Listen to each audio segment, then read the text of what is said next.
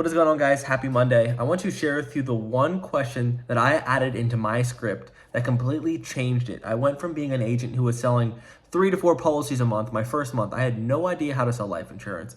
I was lost and I was trying new things. I like to say that I had no idea of how to ask questions. I had no idea about the products, but I learned how to develop good question asking. And by asking a certain amount of questions, I was able to take the bad puzzle pieces that I had in my script and to put the new and the good puzzle pieces into my script to learn how to sell 40 to 50 policies per month. So I'm going to share with you the one thing that you have to have in a sales call, especially if you're doing a one-call close over the phone or selling life insurance. You need to do this. The one question that I'd look for, the one question, if I got this answered the right way, I knew I could sell someone.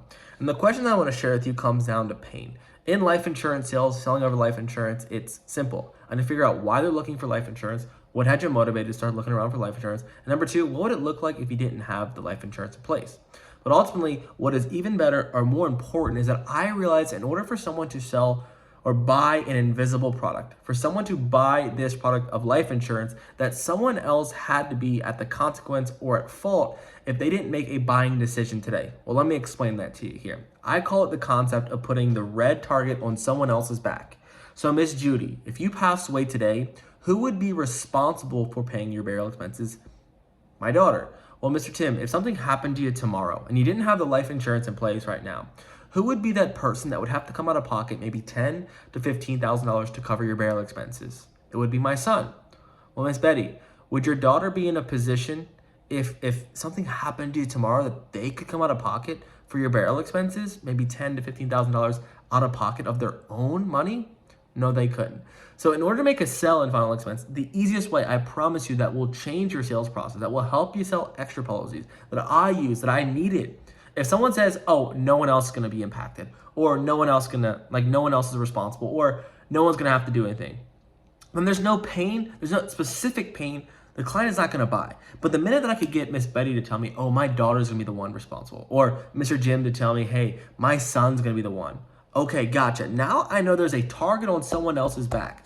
Now, Mr. Jim is now responsible that if he does not make a decision, he is aware that his son, or he is aware that his wife, or he is aware of his friend being responsible for his lack of decision today.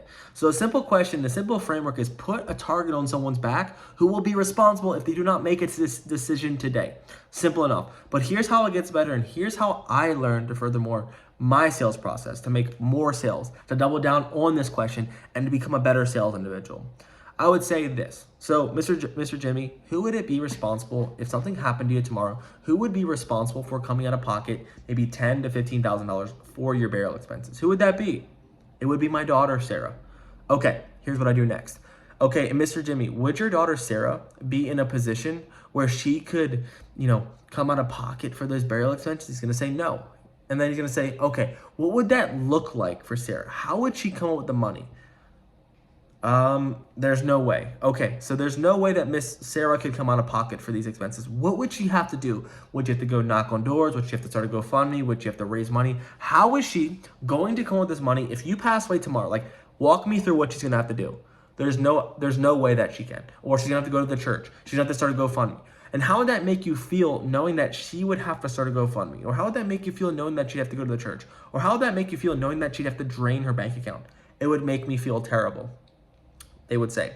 Now the last step is say, okay, gotcha. So it sounds like if you pass away tomorrow, that Miss Sarah would be the one responsible, that she has no money in her savings account, she's on disability, that she's not going to go with the money, and that she's going to be hit with a $10,000 to $15,000 bill because of you not having life insurance. Is that right? And that is the question that I would frame all my sales calls around, because life insurance is something that I will never understand. I will never receive. Mr. Jimmy is not going to get a check. He's not going to receive the benefits of this product. So people are buying a product that they will never experience the fulfillment, the enjoyment from, because they're going to be dead. And people are inherently selfish. People are inherently only care about themselves. So if you can then put this feeling and emotion on someone else's pain, they are going to be more likely to buy. And a simple thing that you can add is who is going to be responsible, what is that going to look like if you don't buy, and ultimately how would that make you feel if you put them in this situation. And you will make more sales. And if you do not have those clear answers, or I don't really care, put me in the backyard, or throw me off the bridge, people will tell me this. I know they're not going to buy. But what Miss Betty tells me is my daughter. It's my husband. I don't want that to happen. It's gonna be a terrible situation. There's clear pain, there's clear emotion, and there's a clear need, and they will become buyers. And that's how you sell life insurance at a high level, and that's how those questions completely changed my life and helped me sell a ton of policies. Cheers.